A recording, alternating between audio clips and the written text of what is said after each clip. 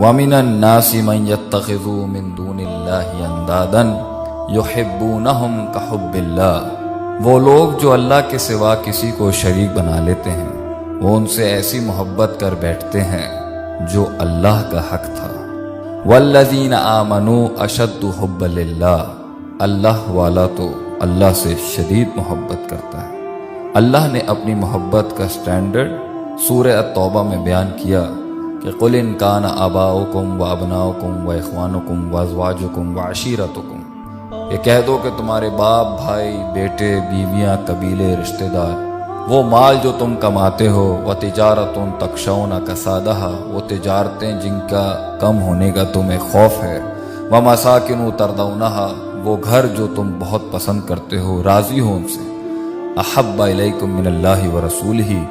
یہ تمہیں اگر اللہ اور اس کے رسول سے زیادہ محبوب ہو جائیں، وجہاد فی سبیلہ، اور اس کی راہ میں جہاد کرنے سے، فتربصوا حتی یأتی اللہ بامرہ، تو پھر انتظار کرو اس حد تک کہ اللہ کا عذاب تم تک نہ آ جائے، واللہ لا یہدی القوم الفاسقین، اور اللہ فاسق قوم کو ہدایت نہیں دیتا۔ انسان کی زندگی تکلیفوں اور مصائب سے بھری ہے۔ جو چیز انسان کو اس دنیا میں سکھ، آرام، چین، راحت دیتی ہے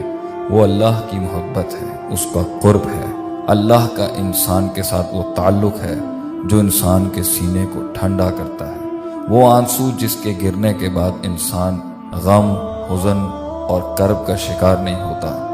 وہ محبت جو انسان کو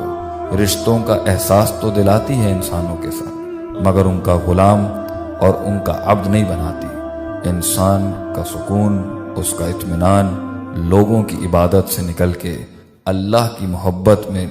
ڈوب جانے کا نام ہے، اپنے آپ کو اس کے سامنے سر تسلیم خم کرنے کا نام ہے، اللہ کے دیدار کے انتظار کا نام ہے، جنت میں اللہ سے ملاقات کا نام ہے۔